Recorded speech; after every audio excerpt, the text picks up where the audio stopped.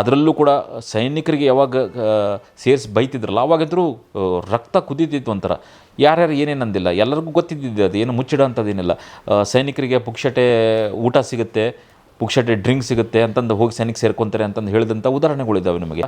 ನಾಯಿಗಳು ಬೊಗಳ್ತಾ ಇರ್ತವೆ, ಅನ್ನೋರು ಅಂತ ಇರ್ತಾರೆ, ಮಾಡೋರು ಮಾಡ್ತಾ ಇರ್ತಾರೆ. ನಮ್ಮ ಕೆಲಸ ನಾವೇನು ಮಾಡ್ಕೊತಿದ್ದೀವಲ್ಲ, ಅದಕ್ಕೆ ಇವತ್ತು ನೋಡಿ ಆರ್ಮಿಗೆ ಎದಕ್ಕೆ ರಿಸ್ಪೆಕ್ಟ್ ಇದೆ ಅಂತಂದರೆ, army is a brand in it self. ನಾವು ಇವರಿಗಾಗಿ ನಮ್ಗೆ ಪ್ರಾಣ ಕೊಟ್ಟವೆ ಅನ್ನಿಸ್ಬಾರ್ದಲ್ಲ, ನಮ್ಮ ನಡವಳಿಕೆ ಹಂಗಿರಬೇಕು. ಈಗಿನ ಯಂಗ್ಸ್ಟರ್ಸ್ ಏನಿದಾರಲ್ಲ, ದೇ ಆರ್ ರಿಯಲಿ ಗುಡ್. ಅವ್ರಿಗೇನಾದರೂ ಸೊಸೈಟಿಗೆ ಕಾಂಟ್ರಿಬ್ಯೂಟ್ ಮಾಡಬೇಕು, ದೇಶಕ್ಕೆ ಏನಾದರೂ ಒಂದು ಮಾಡಬೇಕು, ನಮ್ಮದು ಒಂದು ಕೊಡುಗೆ ಇರಬೇಕು ಅನ್ನೋದು ಭಾಳ ಜನಕ್ಕಿದೆ. ಓಕೆ, ಇವಾಗ ಕರ್ನಾಟಕದ ಉದಾಹರಣೆ ತೊಗೊಳೋದಾದರೆ, ಒಬ್ಬ ಒಂದು ಜವಾನ್ಸಿಗೆ ಹೆಂಗಿರುತ್ತೆ ಅಂದರೆ, ಆಫೀಸರ್ ರ್ಯಾಂಕಿಂತ ಕೆಳಗಿರೋರಿಗೆ 15 ವರ್ಷ ಪೆನ್ಷನೇಬಲ್ ಸರ್ವಿಸ್. ಅಂದರೆ ನೀವು 15 ವರ್ಷ ಸರ್ವಿಸ್ ಮಾಡಿದರೆ ನಿಮಗೆ ಪೆನ್ಷನ್ ಲಾಗು ಆಗುತ್ತೆ. ಅದಕ್ಕಿಂತ ಜಾಸ್ತಿನೂ ಮಾಡ್ಬೋದು, ಬಟ್ ಪೆನ್ಷನ್ ಅರ್ನ್ ಮಾಡಬೇಕಂದ್ರೆ ಮಿನಿಮಮ್ 15 ವರ್ಷ ಕೆಲಸ ಮಾಡಲೇಬೇಕು. ಸೊ 15 ವರ್ಷ ಆದ ನಂತರ ಪೆನ್ಷನೇಬಲ್ ಸರ್ವಿಸ್. ಅವಾಗ ಅವರು ಎಕ್ಸ್ ಸರ್ವಿಸ್ ಮೆನ್ ಅಂತ ಕೌಂಟ್ ಆಗ್ತಾರೆ. ಯಾರ್ಯಾರು ಪೆನ್ಷನ್ ತೊಗೊತಾರಲ್ಲ ಅವರಿಗೆ ಎಲ್ಲರಿಗೂ ಎಕ್ಸ್ ಸರ್ವಿಸ್ ಮೆನ್ ಅಂತ ಕೌಂಟ್ ಮಾಡ್ತಾರೆ. ಎಕ್ಸ್ ಸರ್ವಿಸ್ ಮೆನ್ಗೆ ಸರ್ಟನ್ ಬೆನಿಫಿಟ್ಸ್ ಇದ್ದಾವೆ. ಬೆನಿಫಿಟ್ಸ್ ಏನೇನಿದೆ ಅಂತಂದರೆ, ಅವ್ರು ಮೆಡಿಕಲ್ ಫೆಸಿಲಿಟೀಸ್ ಯೂಟಿಲೈಸ್ ಮಾಡ್ಬೋದು. ನಮ್ಮದು ಆರ್ಮಿ ಹಾಸ್ಪಿಟಲ್ ಇದ್ದಾವೆ, ಅಲ್ಲಿ ಹೋಗಿ ಅವ್ರು ಟ್ರೀಟ್ಮೆಂಟ್ ತೊಗೋಬೋದು. ಮಕ್ಕಳ ಎಜುಕೇಷನ್ ಬಗ್ಗೆ ಅವ್ರು ಇದನ್ನು ದ್ಯಾಟ್ ಇಸ್ ಟೇಕನ್ ಕೇರ್. ಅವ್ರು ಎಷ್ಟಾದರೂ ದುಡ್ಡು ಕಟ್ತಾರೆ ಅಂದರೆ ಅದನ್ನು ಕ್ಲೇಮ್ ಮಾಡ್ಬೋದು. ಇಲ್ಲ ಆರ್ಮಿ ಸ್ಕೂಲಲ್ಲಿ ಹೋಗ್ತಾರೆ ಅಂತಂದರೆ ಅವ್ರಿಗೆ ಎಷ್ಟು ಕ್ಲೇಮ್ ಮಾಡ್ಬೋದಲ್ಲ ಅಷ್ಟೇ ಫೀಸ್ ಇರುತ್ತೆ. ಹಾಗಾಗಿ education is also taken care, medical is taken care. ಅವ್ರ ಕ್ಯಾಂಟೀನ್ ಫೆಸಿಲಿಟೀಸನ್ನು ಕೂಡ ಯೂಸ್ ಮಾಡ್ಕೋಬೋದು. ಆಮೇಲೆ ಕೆಲವೊಂದಿಷ್ಟು ಕಡೆ ಸ್ಟೇಟಲ್ಲಿ, ಕರ್ನಾಟಕ ಸ್ಟೇಟ್ ಗೌರ್ಮೆಂಟಲ್ಲಿ ರಿಸರ್ವೇಷನ್ ಕೂಡ ಇದೆ.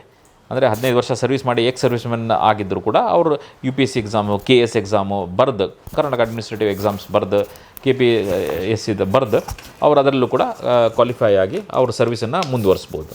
ಜವಾನ್ಸ್ ಕ್ವಾಲಿಫಿಕೇಷನ್ ಹೆಂಗೆ ಗೊತ್ತಾ, ಇವಾಗ ಆಫೀಸರ್ ಆಗಬೇಕಂತಂದರೆ ಗ್ರ್ಯಾಜುಯೇಷನ್ ಇರಲೇಬೇಕು, ಡಿಗ್ರಿ ಮಾಡ್ಕೊಂಡೇ ಹೋಗಬೇಕು. ಜವಾನ್ಸಿಗೆ ವೇರಿಯಸ್ ಎಂಟ್ರೀಸ್ ಇದ್ದಾವೆ. ಆ ವೇರಿಯಸ್ ಎಂಟ್ರೀಸಲ್ಲಿ 10th ಆದವರು ಜಾಯ್ನ್ ಆಗ್ಬೋದು, 12th ಆದವರು ಜಾಯ್ನ್ ಆಗ್ಬೋದು. ಆಫೀಸರ್ ಅವರು 10th ಆಗಿ ಜಾಯ್ನ್ ಆದರು, 12th ಆಗಿ ಜಾಯ್ನ್ ಆದರು ಅಂದರೆ ಅದರ ಅರ್ಥ ಅವರಿಗೆ ಆಫೀಸರ್ ಆಗೋ ಅವಕಾಶ ಇಲ್ಲ ಅಂತಲ್ಲ. ಅವ್ರಿಗೂ ಕೂಡ ಮಧ್ಯ ಸರ್ವಿಸಲ್ಲೂ ಒಂದು ಎಕ್ಸಾಮ್ ಇರುತ್ತೆ, ಅದನ್ನು ಕಂಡಕ್ಟ್ ಮಾಡಿ ಅವ್ರು ಆಫೀಸರ್, ಕಮಾಂಡಿಂಗ್ ಆಫೀಸರ್ ಅಂತ ಇರ್ತಾರಲ್ಲ, ಅವ್ರು ಯೂನಿಟ್ ಕಮಾಂಡಿಂಗ್ ಆಫೀಸರ್ ರೆಕಮೆಂಡ್ ಮಾಡಬೇಕು ಇವರು ಆಫೀಸರ್ ಆಗಕ್ಕೆ ಲಾಯಕ್ಕಿದ್ದಾರೆ ಅಂತ. ಅವಾಗ ಅವ್ರ ಹತ್ರ ಟೆಸ್ಟ್ ಆಗುತ್ತೆ. ಆ ಟೆಸ್ಟಲ್ಲಿ ಪಾಸ್ ಆದರೆ ಮತ್ತೆ ಟ್ರೈನಿಂಗ್ ಆಗುತ್ತೆ. ಟ್ರೈನಿಂಗಲ್ಲೂ ಸಕ್ಸಸ್ಫುಲ್ ಟ್ರೈನಿಂಗ್ ಕಂಪ್ಲೀಟ್ ಮಾಡಿದರೆ ಅವರು ಡೈರೆಕ್ಟ್ ಆಫೀಸರ್ ಆಗ್ಬೋದು.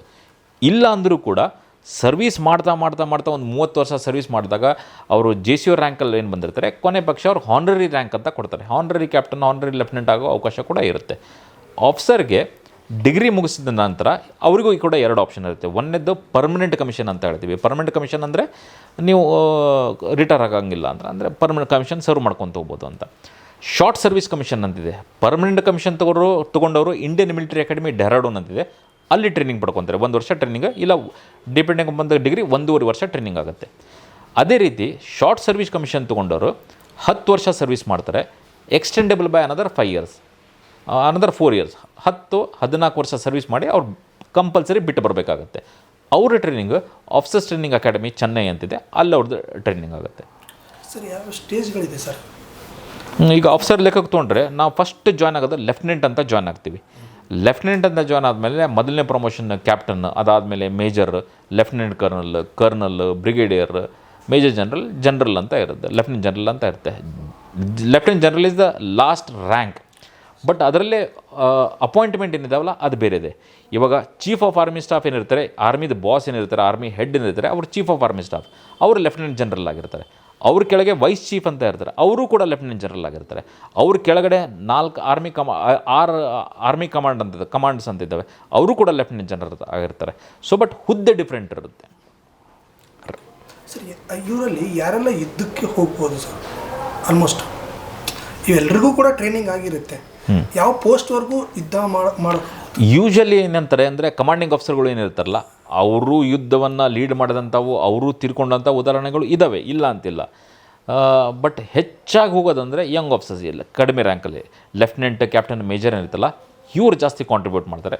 ಲೆಫ್ಟಿನೆಂಟ್ ಕರ್ನಲ್ಗಳು ಕಾಂಟ್ರಿಬ್ಯೂಟ್ ಮಾಡ್ತಾರೆ, ಎಲ್ಲೋ ಒಂದು ಕಡೆ ಕರ್ನಲ್ಸ್ ಮಾಡ್ತಾರೆ. ಅದಕ್ಕಿಂತ ಮೇಲೇನಿದೆಯಲ್ಲ, ಬ್ರಿಗೇಡಿಯರ್ಸ್ ಆ್ಯಂಡ್ ಅಬೋ, ಅವರು ಟ್ಯಾಕ್ಟಿಕಲ್ ಲೆವೆಲಲ್ಲಿ, ಅವ್ರ ಸ್ಟ್ರಾಟಜಿಕ್ ಲೆವೆಲಲ್ಲಿ, ಪ್ಲ್ಯಾನಿಂಗಲ್ಲಿ, ಅದರಲ್ಲಿ ಇನ್ವಾಲ್ವ್ ಆಗ್ತಾರೆ.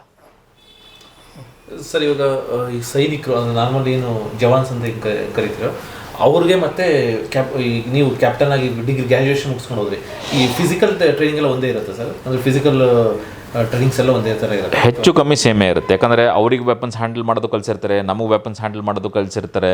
ಅವರಿಗೆ ಯಾವ ರೀತಿ ಟ್ರೈನಿಂಗ್ ಇರುತ್ತಲ್ಲ, ಆಬ್ಸ್ಟಿಕಲ್ ಕೋರ್ಸು, ಓಡೋದು, ಜಿಗಿಯೋದು, ಆಬ್ಸ್ಟಿಕಲ್ ಕೋರ್ಸು, ಇದನ್ನು ಹಗ್ಗದ ಮೇಲೆ ಮಾಡೋದು, ಆಲ್ಮೋಸ್ಟ್ ಎವ್ರಿಥಿಂಗ್ ಸೇಮ್ ಇರುತ್ತೆ. ಬಟ್ ನಮಗೆ ಇನ್ ಎಡಿಷನ್ ಏನಂತಂದರೆ ನಮಗೆ leadership qualities, officer like qualities, social behaviour, ಇದನ್ನು ಕೂಡ ಆಫ್ಸರ್ಸ್ಗೆ ಹೇಳ್ಕೊಟ್ಟಿರ್ತಾರೆ.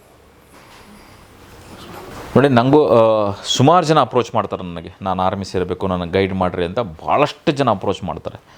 ನಾನು ಒಂದು ಏನು ಹೇಳೋಕ್ಕೆ ಇಷ್ಟಪಡ್ತೀನಿ ಅಂತಂದರೆ, ಆಸ್ಪಿರೆಂಟ್ಸ್ ಭಾಳ ಜನ ಇರ್ತಾರೆ, ಸೆಲೆಕ್ಷನ್ ರೇಟ್ 1% ಇರುತ್ತೆ, 99% ಜನ ರಿಜೆಕ್ಟ್ ಆಗ್ತಾರೆ, ಅವಕಾಶ ಸಿಗಲ್ಲ ಅವ್ರಿಗೆ ಸರ್ವ್ ಮಾಡೋಕ್ಕೆ.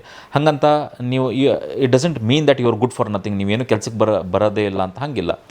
ಆರ್ಮಿ ಏನೋ ಒಂದು ಸ್ಪೆಸಿಫಿಕ್ ಕ್ವಾಲಿಟೀಸನ್ನು ನೋಡ್ತಾ ಇದೆ, ಆ ಕ್ವಾಲಿಟೀಸ್ ನಿಮ್ಮಲ್ಲಿ ಇರಲಿಕ್ಕಿಲ್ಲ. But you may excel at something else. ನೀವು ಟೀಚಿಂಗ್ ಪ್ರೊಫೆಷನಲ್ಲಿ ಚೆನ್ನಾಗಿರ್ಬೋದು, ಸಿಂಗಿಂಗಲ್ಲಿ, ಆ್ಯಕ್ಟಿಂಗಲ್ಲಿ, ಬೇರೆ ಅದರಲ್ಲೂ ಚೆನ್ನಾಗಿರ್ಬೋದು. ಬಟ್ ನೀವು ಆ ಬ್ರ್ಯಾಕೆಟನ್ನು ಫಿಟ್ ಮಾಡಲ್ಲ ಅಂತ, ಅದರ ಅರ್ಥ ನೀವು ಎದಕ್ಕೂ ಕೆಲಸಕ್ಕೆ ಬರಲ್ಲ ಅಂತಲ್ಲ. ಸೊ ಹಾಗಾಗಿ ಯಾರ್ಯಾರು ಸೆಲೆಕ್ಟ್ ಆಗ್ತಿರೋ ಒಳ್ಳೆಯದು, ಸೆಲೆಕ್ಟ್ ಆಗಲಿಲ್ಲದ್ರೆ ನಿಮ್ಮ ಜೀವನ ಮುಗೀತು ಅಂತ ಅಲ್ಲ. ಆಮೇಲೆ ಸೈನ್ಯದಲ್ಲೇ ಇದ್ದುಕೊಂಡು ಯೂನಿಫಾರ್ಮ್ ಹಾಕ್ಕೊಂಡು ಅಷ್ಟೇ ದೇಶ ಸೇವೆ ಮಾಡಬೇಕಂತಿಲ್ಲ, ಹೊರಗಡೆ ಇದ್ದುಕೊಂಡು ನೀವು ಸಾಕಷ್ಟು ದೇಶ ಸೇವೆ ಮಾಡ್ಬೋದು. ಎಷ್ಟು ಉದಾಹರಣೆಗಳಿದ್ದಾವೆ ನಮಗೆ. ಅಂಥ ಉದಾಹರಣೆಗಳನ್ನ ತೊಗೊಂಡು ಯಾರೋ ಒಂದು ಎನ್ವಿರಾನ್ಮೆಂಟ್ ಬಗ್ಗೆ ಕೆಲಸ ಮಾಡ್ತಿದ್ದಾರೆ, ಅದು ಒಂದು ದೇಶ ಸೇವೆನೇ. ಯಾರೋ ಒಂದು ಪ್ರಾಜೆಕ್ಟ್ ಬಗ್ಗೆ ಕೆಲಸ ಮಾಡ್ತಾರೆ, ಯಾವುದೋ ಒಂದು ಇವು ವಾಟರ್ ಕನ್ಸರ್ವೇಷನ್ ಬಗ್ಗೆ ಮಾಡ್ತಾಯಿದ್ದಾರೆ, ಒಂದು ಸಮಾಜಕ್ಕೇನೋ ಒಂದು ಒಳ್ಳೇದು ಮಾಡ್ತಾ ಇದ್ದಾರೆ. These are all part of nation building only. So ಹಾಗಾಗಿ ದೇಶ ಸೇವೆ ಮಾಡಬೇಕು, ಯೂನಿಫಾರ್ಮ್ ಹಾಕ್ಕೊಂಡೇ ದೇಶ ಸೇವೆ ಮಾಡಬೇಕು ಅಂತಿಲ್ಲ. ನೀವು ಹೊರಗಡೆ ಇದ್ದುಕೊಂಡು ದೇಶ ಸೇವೆ ಮಾಡೋದು. ನೀವು ಯಾವಾಗಲೂ ಒಂದೇನು ಯೋಚನೆ ಮಾಡಬೇಕಂದ್ರೆ, ಕಾರ್ಗಿಲ್ ಯುದ್ಧದಲ್ಲಿ, ಬರೀ ಕಾರ್ಗಿಲ್ ಯುದ್ಧದಲ್ಲಿ 527 ಜನ ತೀರ್ಕೊಳ್ತಾರೆ. ಅವ್ರು ಯಾರಿಗೋಸ್ಕರ ಪ್ರಾಣ ಕೊಟ್ಟರು? ನಮಗೆ ನಿಮಗೋಸ್ಕರ ಪ್ರಾಣ ಕೊಟ್ಟರು. ನಾವು ಏನೇ ಕೆಲಸ ಮಾಡಬೇಕಂತಂದ್ರೂ ಅದೊಂದು ಬ್ಯಾಕ್ ಆಫ್ ದ ಮೈಂಡಲ್ಲಿ ನಮಗಿರಬೇಕು. ಹೌದಪ್ಪ, ಅವ್ರು ಕಷ್ಟಪಟ್ಟು ಅವ್ರ ಜೀವನ ಕೊಟ್ಟು ಮೇಲೆ ಕೂತ್ಕೊಂಡು ನಮ್ಮನ್ನು ನೋಡ್ತಾ ಇದ್ದಾರೆ, ಅವ್ರಿಗೆ ಒಂದು ಕ್ಷಣ ಕೂಡ ಅನಿಸ್ಬಾರ್ದಲ್ಲ ನಾವು ಇವರಿಗಾಗಿ ನಮ್ಗೆ ಪ್ರಾಣ ಕೊಟ್ಟವೆ ಅನಿಸ್ಬಾರ್ದಲ್ಲ. ನಮ್ಮ ನಡವಳಿಕೆ ಹಂಗಿರಬೇಕು. It's always nation first. ನೀವು ಯಾರೂ ನಿಮಗೆ ಜೀವ ಕೊಡ್ರಿ ಅಂತ ಯಾರಿಗೂ ಸಿವಿಲಿಯನ್ಸಿಗೆ ಕೇಳ್ತಾ ಇಲ್ಲ.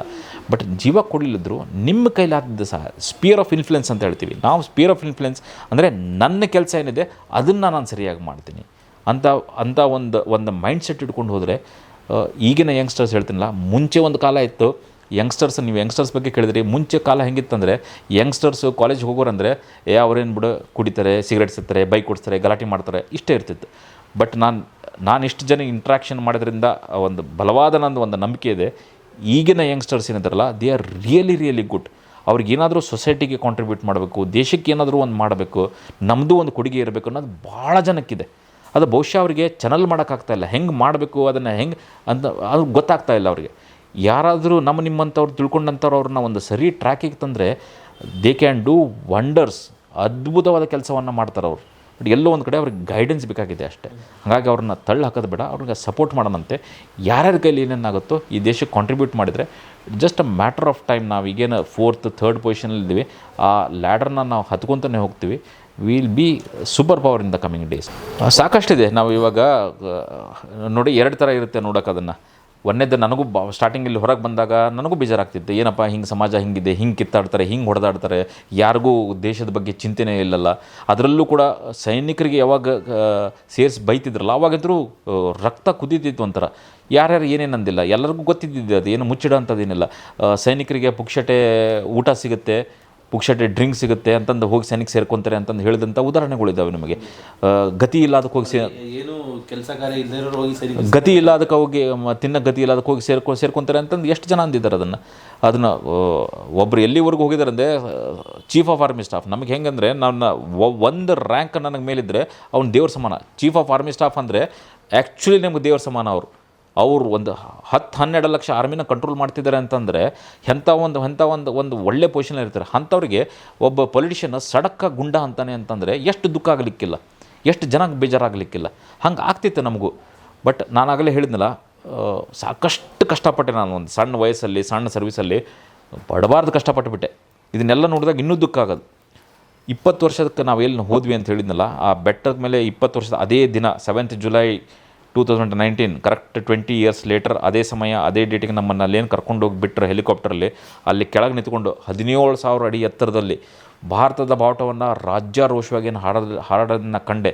ಅಲ್ಲಿ ಕೆಳಗೆ ನಿಂತ್ಕೊಂಡು ನನಗೊಂದು ಸ್ಯಾಟಿಸ್ಫ್ಯಾಕ್ಷನ್ ಇತ್ತಂದರೆ ಅದರಲ್ಲಿ ನಂದು ಕೂಡ ಒಂದು ಸಣ್ಣ ಅಡಿಲಿ ಸೇವೆ ಇದೆ ಅಂತಂದು ಕೆಳಗೆ ನಿಂತ್ಕೊಂಡು ಸಲ್ಯೂಟ್ ಮಾಡಿದ್ನಲ್ಲ, ಆವಾಗ ನನಗೆ ಅನ್ನಿಸ್ತು ನನ್ನ ಜೀವನ ನಾನು ಬದುಕಿಬಿಟ್ಟಿದ್ದೀನಿ. I have lived my life. ನನಗೆ ಅದಕ್ಕಿಂತ ಹೆಚ್ಚಿಂದ ಇನ್ನೇನೂ ಬೇಕಾಗಿರಲಿಲ್ಲ. ನಾನು ನನ್ನ ಜೀವನದಲ್ಲಿ ಏನೇನು ಅಂದ್ಕೊಂಡಿದ್ನೋ ಎಲ್ಲ ಸಿಕ್ಕಾಗ್ಬಿಟ್ಟಿದೆ. ಸೊ ಹಾಗಾಗಿ ಆ ಒಂದು ಖುಷಿ ಮುಂದೆ ಈ ಒಂದು ದುಃಖ, ಸಣ್ಣ ಪುಟ್ಟ ನಾಯಿಗಳು ಬೊಗಳ್ತಾ ಇರ್ತವೆ, ಅನ್ನೋರು ಅಂತ ಇರ್ತಾರೆ, ಮಾಡೋರು ಮಾಡ್ತಾ ಇರ್ತಾರೆ. ನಮ್ಮ ಕೆಲಸ ನಾವೇನು ಮಾಡ್ಕೊತಿದ್ದೀವಲ್ಲ, ಅದಕ್ಕೆ ಇವತ್ತು ನೋಡಿ ಆರ್ಮಿಗೆ ಎದಕ್ಕೆ ರೆಸ್ಪೆಕ್ಟ್ ಇದೆ ಅಂತಂದರೆ, army is a brand in it self. ನಾನು ಯಾವುದಾರ ಒಂದು ಇಂಟರ್ವ್ಯೂಗೆ ಹೋಗ್ತೀನಿ ಅಂತಂದರೆ ನನಗೆ ಹಾನೆಸ್ಟಿ ಎಷ್ಟಿದೆ, ನನ್ನ ಪೆಟ್ರೋಟಿಸಮ್ ಎಷ್ಟಿದೆ, ಅದನ್ನು ಯಾರೂ ಚೆಕ್ ಮಾಡಲ್ಲ. ಅದು ಇನ್ಬಿಲ್ಟ್, ಅದು ಬಂದೇ ಬರುತ್ತೆ. ನನ್ನ ಸ್ಕಿಲ್ ಏನಿದೆ ಅಂತ ನೋಡ್ತಾರೆ ಅಷ್ಟೇ ಹೊರತು ಬೇರೆಯವ್ರಿಗೆ ಅದನ್ನೆಲ್ಲ ಜಡ್ಜ್ ಮಾಡ್ತಾರೆ. ಇವನು ಸರಿಯಾಗಿ ಬಿಹೇವ್ ಮಾಡ್ತಾನೆ, ಇವನು ಕರೆಕ್ಟಾಗಿ ನಿಯತ್ತಿಂದ ಇರ್ತಾನೆ, ಅದನ್ನೆಲ್ಲ ಚೆಕ್ ಮಾಡ್ತಾರೆ. ಬಟ್ ಒಬ್ಬ ಆರ್ಮಿದವನು ಹೋಗಿ ಅಲ್ಲಿ ಕುತ್ಕೊಂಡು ಇಂಟರ್ವ್ಯೂ ಟೇಬಲ್ದಲ್ಲಿ ಕೂತ್ಕೊಂಡ್ರೆ ಅವನಿಗೆ ಇದನ್ನು ಯಾರೂ ಚೆಕ್ ಮಾಡಲ್ಲ. That is the brand army ಅಂತ ಹೇಳ್ತಾರೆ. Army is a brand in it self. So ಜನ ಮರ್ಯಾದೆ ಕೊಡೋರು, ಸಾಕಷ್ಟು ಜನ ಮರ್ಯಾದೆ ಕೊಡೋರು. ನನಗೆ ಎಷ್ಟು ಜನ ಹಿರಿಯರು ನನಗಿಂತ ಭಾಳ ವಯಸ್ಸಾದವ್ರು ಬಂದು ನನ್ನ ಕಾಲು ಮುಟ್ಟಕ್ಕೆ ಹೋಗ್ತಾರೆ. ಎಷ್ಟೋ ಜನ ಬಂದರೆ ನಾನು ರೋಡಲ್ಲಿ ಆರತಿ ಮಾಡಿದ್ದು ನೋಡಿದ್ದೀನಿ ನಾನು. ಸೊ ಹಂಗಾಗಿ ನಾವು ಎದ್ರ ಮೇಲೆ ಕಾನ್ಸಂಟ್ರೇಟ್ ಮಾಡಬೇಕು, ಪಾಸಿಟಿವ್ ಮೇಲೆ ಕಾನ್ಸಂಟ್ರೇಟ್ ಮಾಡಿದರೆ ಪಾಸಿಟಿವ್ ಕಾಣುತ್ತೆ. ಯೋಗಿಜಿ ಕುಂಭಮೇಳದಾಗ ಹೇಳಿಲ್ಲ, ಯಾರ್ಯಾರಿಗೆ ಏನೇನು ಬೇಕೋ ಅದು ಕಾಣುತ್ತು ಅಂತ. ಹೊಲಸು ಬೇಕಾದವ್ರಿಗೆ ಹೊಲಸು ಕಾಣುತ್ತು, ಒಳ್ಳೇದು ಬೇಕಾದವ್ರಿಗೆ ಒಳ್ಳೇದು ಕಾಣುತ್ತು ಅಂತ. ಹಾಗೆ ನಾವು ಒಳ್ಳೇದ್ರ ಮೇಲೆ ಕಾನ್ಸಂಟ್ರೇಟ್ ಮಾಡೋಣ, ದೇಶನ ಮುಂದುವರ್ಸೋದ್ರ ಬಗ್ಗೆ ಕಾಂಟ್ಯಾಕ್ಟ್ ಮಾಡೋಣ, ನೇಷನ್ ಬಿಲ್ಡಿಂಗ್ ಬಗ್ಗೆ ಕಾನ್ಸಂಟ್ರೇಟ್ ಮಾಡೋಣ. ಆವಾಗ ನಾವು ಸಮಾಧಾನವಾಗಿರ್ತೀನಿ, ದೇಶನೂ ಮುಂದೆ ಬೆಳೆಯುತ್ತೆ. ಸರ್, ಈಗ ಕೆಲವರು ಸೈನಿಕರಲ್ಲಿ ಜಸ್ಟ್ ಈಗ ನೀವೇ ಹೇಳಿದ್ರಿ, ಎಲ್ಲ ಥರದವ್ರು ಇರ್ತಾರೆ, ಎಲ್ಲರೂ ಯುದ್ಧಕ್ಕೆ ಹೋಗೋದಿಲ್ಲ. ಕೆಲವರು ಅಡುಗೆ ಮಾಡೋವಂಥದ್ದು, ಕೆಲವರು ಇನ್ನೇನೋ ಈಗ ಹಾಸ್ಪಿಟಲ್ ವ್ಯವಸ್ಥೆಗಳು ನೋಡ್ಕೊಂಡ್ರು. ಸೊ ಅದಕ್ಕಿಂತ ಸಪ್ರೇಟು ಇರ್ತಾರೆ, ಅಥವಾ ಅಲ್ಲಿ ಹೋದ್ಮೇಲೆ ಡಿಸೈಡ್ ಆಗುತ್ತಾ ನೀವು ಎಷ್ಟು ಜನ ಯುದ್ಧ ಮಾಡೋಕ್ಕೆ ನೀವು ಸೂಟೇಬಲ್ ಫಿಟ್ ಇರ್ತೀರಿ ನೀವೆಲ್ಲ? ಅದು ಫಿಟ್ನೆಸ್ ಮೇಲೆ ಡಿಪೆಂಡ್ ಆಗಲ್ಲ, ಅದೊಂದು ಟ್ರೇಡ್ ಇರ್ತವೆ. ಇವಾಗ ಟ್ರೇಡ್ ಅಂತಂದರೆ ಹೆಂಗೆ ಅಂತಂದರೆ, ಇನ್ಫೆಂಟ್ರಿದಲ್ಲಿ ಫೈಟಿಂಗ್ ಮಾಡೋರು ಬೇಕು. ಆ ಫೈಟಿಂಗ್ ಮಾಡೋರು ಅಷ್ಟರು ಫೈಟಿಂಗಲ್ಲಿ ನಮ್ಮ ಯೂನಿಟಲ್ಲಿ ಒಬ್ಬ ಕುಕ್ಕು ಬೇಕು, ಯಾಕಂದ್ರೆ ಅವ್ರಿಗೆ ಫೀಡ್ ಮಾಡೋರು ಬೇಕು. ಒಬ್ಬ ಟೆಕ್ನಿಷಿಯನ್ ಬೇಕು, ನಮ್ದು ಏನಾದರೂ ವೆಪನ್ಸ್ ಹಾಳಾದರೆ ಅದನ್ನು ರಿಪೇರ್ ಮಾಡೋರು ಬೇಕು. ನಮಗೆ ಸ್ಟೋರ್ಸ್ದವರು ಬೇಕು, ಯಾಕಂದರೆ ಇವಾಗ ನಾವೊಂದು ಶಿಫ್ಟ್ ಆಗ್ತಿದ್ದೀವಿ ಅಂತಂದರೆ ಅಡುಗೆ ಮಾಡೋನೇನೋ ಇರ್ತಾನೆ, ಅಡುಗೆ ಸಾಮಗ್ರಿಗಳು ಬೇಕಲ್ಲ, ಅದಕ್ಕೊಂದು ಸ್ಟೋರ್ ಬೇಕು, ಅದಕ್ಕೊಂದು ಕ್ವಾರ್ಟರ್ ಮಾಸ್ಟರ್ ಬೇಕು, ನಮಗೊಂದು ಶೂಸು, ನಮಗೊಂದು ಬಟ್ಟೆ ಬೇಕಂದ್ರೆ ಇದಕ್ಕೆಲ್ಲ ಒಂದು ವೇಕೆನ್ಸಿ ಇರುತ್ತೆ, ಒಂದು ಟ್ರೇಡ್ ಇರುತ್ತೆ. ಅದು ವೇಕೆನ್ಸಿ ಕಡಿಮೆ ಆಗ್ತಾ ಬಂದಾಗ ಅದರಲ್ಲಿ ಭರ್ತಿ ಆಗ್ತಾ ಹೋಗುತ್ತೆ. ಇಕ್ವಿಪ್ ಮಾಡ್ಕೊತಾರೆ, ರಿಕ್ರೂಟ್ ಮಾಡುವಾಗಲೇ ಡಿಸೈಡ್ ಮಾಡ್ತಾರೆ ಇದಕ್ಕೆ ಅಂತಲೇ. ಹೌದು, ಇವಾಗ ಒಂದು ಕುಕ್ಕನ್ನು ರಿಕ್ರೂಟ್ ಮಾಡ್ತಾರೆ ಅಂತಂದರೆ ಆ ಕುಕ್ಕಿಗೆ ಅವನು ಸಂಬಂಧಪಟ್ಟಂಥ ಕ್ವಾಲಿಫಿಕೇಷನ್ ಇರಬೇಕು, ಟೆಸ್ಟ್ ಅವನು ಮಾಡಬೇಕು, ಮುಂದೆ ಅದನ್ನು ಟ್ರೈನಿಂಗ್ ಕೊಟ್ಟು ಇಂಪ್ರೂವ್ ಮಾಡ್ತಾರೆ. ಸೊ ಬಟ್ ಆ ವೇಕೆನ್ಸಿ ಪ್ರಕಾರ ಇಂಡಕ್ಟ್ ಆಗ್ತಾ ಹೋಗ್ತಾರೆ. ಇವಾಗ ಕ್ಲರ್ಕ್ ಬೇಕು, ಕ್ಲರಿಕಲ್ ಸ್ಟಾಫ್ ಬೇಕು, ಆಫೀಸಲ್ಲಿ ಕುತ್ಕೊಂಡು ಅವ್ನು ಲೆಟರ್ ಎಲ್ಲ ಟೈಪ್ ಮಾಡೋದು ಅವನ್ನೆಲ್ಲ ಅಂಥವ್ರು ಬೇಕಂದರೆ ಕ್ಲರಿಕಲ್ ಸ್ಟಾಫ್ ಬೇಕು. ಅವ್ರಿಗೊಂದು ಟೆಸ್ಟ್ ಆಗುತ್ತೆ, ಅದರಲ್ಲಿ ಪಾಸ್ ಆದರೆ ಅವ್ರಿಗೆ ಮುಂದೆ ಟ್ರೈನಿಂಗ್ ಕೊಟ್ಟು ಆ ಒಂದು ಪೋಸ್ಟನ್ನು ಕೊಡ್ತಾರೆ. ಸರ್, ನನಗೊಂದು ಕುತೂಹಲ ಇದೆ.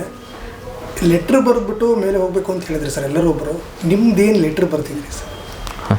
ಅದೊಂದು ಸಮಥಿಂಗ್, ಈ ಇಡೀ ಯುದ್ಧದ ಸಂದರ್ಭದಲ್ಲಿ ನಾನು ಸಾಕಷ್ಟು ಕಡೆ ಮಾತಾಡಿದ್ದೀನಿ. ಹಾಗಾಗಿ ಇಮೋಷ್ನಲ್ ಆಗೋದು ಇದು ಒಂದು ಆಸ್ಪೆಕ್ಟಲ್ಲಿ ನಾನು ಇದೊಂದು ಹೆಂಗೆ ಅಂತಂದರೆ ಭಾಳ ಸೆನ್ಸಿಟಿವ್ ಟಾಪಿಕ್ ನನಗಿದೆ. ಅದನ್ನು ಎಲ್ಲ ವಿವರ್ಸ್ ಹೇಳಲಿಕ್ಕಾಗಲಿಕ್ಕಿಲ್ಲ. ಬಟ್ ನಾನು ಏನು ಬರೆದಿದ್ದೆ ಅದರಲ್ಲಿ ಅಂತಂದರೆ, ನಮ್ಮ ತಂದೆ ತಾಯಿಗೆ ಅಡ್ರೆಸ್ ಮಾಡಿ ಬರ್ತಿದ್ದೆ. ಅದನ್ನು ಈಗ ನೋಡಿ, ಯಾವುದೇ ಒಂದು ತಂದೆ ತಾಯಿ ಆಗಲಿ ಮಕ್ಕಳನ್ನ ಭಾಳ ಪ್ರೀತಿಯಿಂದ ಬೆಳೆಸಿರೋದಂತೂ ಸತ್ಯ. But at the same time ಎಲ್ಲೋ ಒಂದು ಕಡೆ ಅವ್ರಿಗೂ ಒಂದು ಆಸೆ, ಆಕಾಂಕ್ಷೆ ಇರುತ್ತೆ. ನಮ್ಮ ಮೂಪಿನಲ್ಲಿ ನಾವು ಏಜ್ ಆದಾಗ ನಮ್ಮ ಮಕ್ಕಳು ನಮ್ಮನ್ನು ನೋಡ್ಕೊತಾರೆ ಅಂತ. ಆ ಪತ್ರ ಅವರಿಗೆ ತಲುಪುತ್ತೆ, ಅದರ ಅರ್ಥ ನಾನು ಅವಾಗ ಇರಲ್ಲ, ಅವಾಗಷ್ಟೇ ಆ ಲೆಟರ್ ತಲುಪಬೇಕು. ಸೊ ಅವಾಗ ನಾನೇನು ಬರೆದಿದ್ದೆ ಅಂದರೆ, ನಾನು ಕ್ಷಮಿಸ್ಬಿಡಿ, ನಿಮಗೆ ನಾನು ಸಣ್ಣವನಿದ್ದಾಗಿಂದ ಇಲ್ಲಿರೋ ನಾನು ಸಾಕೊಂತ ಬಂದ್ರಿ, ಬಟ್ ನಿಮಗೆ ಬೇಕಾದಾಗೆ ನಾನು ಇರಲ್ಲ.